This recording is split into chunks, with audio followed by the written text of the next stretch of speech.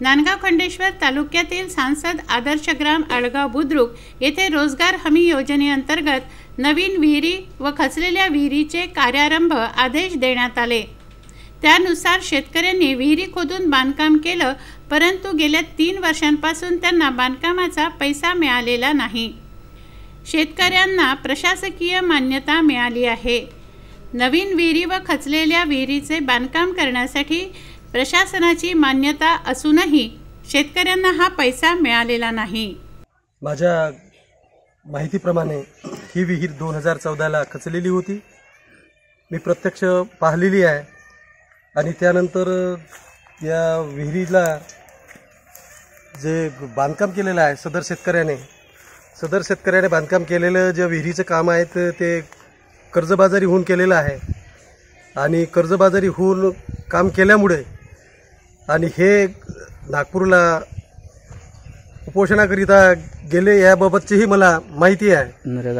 नरेगा आयुक्तांनी सदर शेतकऱ्याला पैसे देण्याचं आश्वासन देण्यात आलं होतं, त्यामुळे त्यांनी उपोषणापासून माघार घेतली आणि तेव्हापासून आतापर्यंत सदर शेतकऱ्याला कोणत्याही प्रकारचा पैशाचा मोबदला मिळाला नाही आणि शेतकऱ्याच्या वर्तणुकीवरून असं लक्षात येते की आत्महत्येशिवाय त्यांना दुसरा पर्याय दिसत नाही। त्याचे पैसे अजून काही आले नाही, तर गाळाचे पैसे आले पण बांधकामाचे पैसे आले नाही। त्यानंतर वडील ओंकार नागप्पा हैदले हे सुद्धा आता मरण पावले, तर अजून मोतीले नाही तर तिरविले पैसा आला नाही।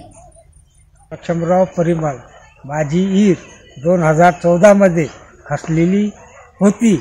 मला गाळाचा पैसा भेटला, परंतु जे विहीर बांधकाम केलं त्याचा पैसा मला अजूनही भेटला नाही।